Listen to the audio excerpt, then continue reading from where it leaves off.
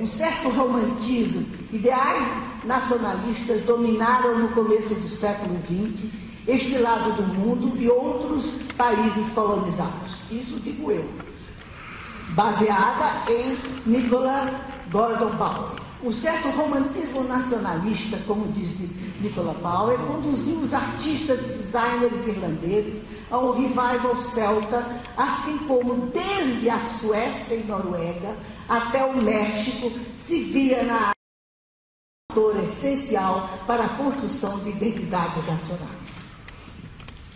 Então, eu estou pesquisando agora o ensino da arte no Brasil e na América Latina de 1922 a 1948. De 1922 não preciso explicar a ninguém brasileiro, mas talvez precise aos nossos colegas hispano-americanos. 1922 foi o ano considerado o ano do início do modernismo no Brasil, com a Semana de Arte Moderna em São Paulo. E até porque isso eu preciso explicar para todo mundo, porque não é bem conhecido, que eu considero a criação das escolinhas de arte do Brasil em 1948, aliás, a primeira escolinha no Rio de Janeiro, como o início da institucionalização do ensino da arte. Já havia muitas experiências de ensino modernista de arte. Eu não estou negando as experiências anteriores, mas há uma institucionalização, porque nós tivemos 134 escolinhas, uma delas no Paraguai, dirigida por Olga Bringer por muito tempo e depois por Maria Vitória. Maria Vitória está aí? Onde você está? Não estou vendo Maria Vitória. É difícil a gente ver daqui por causa da luz. A gente está no contra-luz, né? Pode passar, Fernanda? Nas minhas pesquisas eu encontro Alberto Guelli Campilho e Gonzalo Leguizamon Pongal como os autores do primeiro livro voltado para a cultura local, para ensinar desenho, porque não se falava naquela época em ensino logo após, você vê que época eu estou falando, logo após a Guerra de 14. Não se falava em ensino da arte, se falava em ensino do desenho, e compreendia desenho como arte, desenho de observação, desenho decorativo, desenho gráfico, incluía tudo isso. Né? Nós, no Brasil, não tivemos até 1960 uma outra palavra para designar o desenho industrial. Hoje usamos a palavra em inglês, design. Vocês são melhor aquinoados, vocês da América Hispânica, porque vocês têm duas palavras para designar as duas áreas, né? Mas nós só temos desenho, então usamos a palavra em inglês design, até que um dia alguém invente outra, né? Então o livro era esse, Viracocha, que é uma nação indígena, né? De burros decorativos americanos. Então a ideia era ensinar desenho a partir da cultura local, a partir da cultura indígena. Esse movimento nacionalista gerou, depois da Guerra de 14, gera uma onda de valorização indígena, que nós vamos ver depois.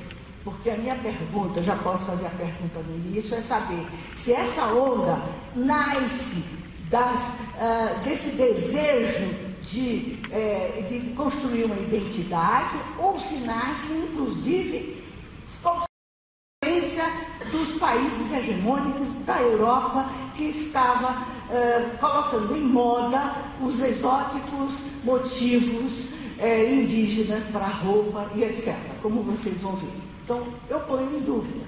Né? E isso a gente só vai poder tomar uma atitude e analisar depois que chegar ao fim da pesquisa. Eu estou falando a vocês de uma pesquisa em andamento, que eu nem sei. Eu tive recentemente muito mal, muito doente, e a ideia de morrer eu só pensava em duas coisas. Era quem vai cuidar da minha filha e como é que eu vou. E o meu livro eu não vou terminar. E eu me lembrava de Fernanda, que dizia para mim, olha, escreve logo esse livro, senão, olha, eu vou jogar tudo isso fora. Que era todo material de pesquisa, que são caixas e caixas, né? Mas vamos a eu vou tratar hoje aqui de 3 figuras. Como eu falei, é importante a gente criar, reconhecer, celebrar os nossos heróis e heroínas. Então eu vou falar aqui de 3 heróis, de 2 heróis homens e uma heroína mulher na América Latina. O primeiro, para mim, é Deste Muga, o mexicano. Ele foi muito influente num movimento de educação importantíssimo chamado Escolas ao Aire Livre. O México teve uma revolução em 1910. E depois dessa revolução, toda a educação se renova. E um dos objetivos da educação do desenho, neste momento, era fazer com que os mexicanos tivessem orgulho da sua cultura. Até então, até 1910, o gosto mexicano era todo voltado para a matriz, que era a Espanha, para a Europa, de uma maneira geral, porque Paris ditava tudo, ditava toda a moda e ditava o gosto. E tudo que era produção local era desprezado, havia um certo desprezo pela produção local. E o que vinha de fora era o que era bom. Né? O que era produzido na Europa era o que era bom. Né? E este grupo, que começa com essa criação dessas escolas ao aire livre, começa com uma revolta dos estudantes contra o academicismo da Academia de Belas Artes. Eles criam, com alguns professores, uma outra escola, né, que dá depois, quando José Vasconcelos, que para mim é um grande filósofo latino-americano, quando José Vasconcelos chega ao poder como secretário de Cultura, equivalente a ministro de Cultura, né? Antes tinha sido reitor da Universidade do México. Quando ele começa do poder, ele consegue realizar desejos de muitos artistas da época, que era construir uma escola, mas uma escola baseada na livre expressão, uma escola modernista, uma escola onde se pudesse se jogasse fora os famosos modelos de gesso para copiar. Né? Não sei se alguém aqui ainda teve isso, copiar modelo de gesso, porque eu tive na minha época. Né? E José Vasconcelos foi extraordinário, escreveu 50 livros, e ele, para mim, é um dos primeiros multiculturalistas. José Vasconcelos tem livros assim como A Raça Cósmica. Que raça cósmica era essa? A mestiça. Então ele foi o ideólogo da mestiçagem. Né? No momento onde havia um enorme preconceito de raça em toda a América Latina. Preconceito contra índio, preconceito contra os negros. Ele funda essa nova escola, essa escola da mestiçagem. Né? Que depois foi tão bem seguida no Brasil por Gilberto Freire, por exemplo. Né? O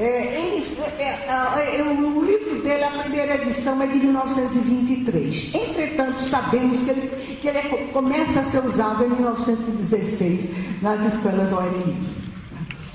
Vamos ver um pouco dessa. Vejam bem a data.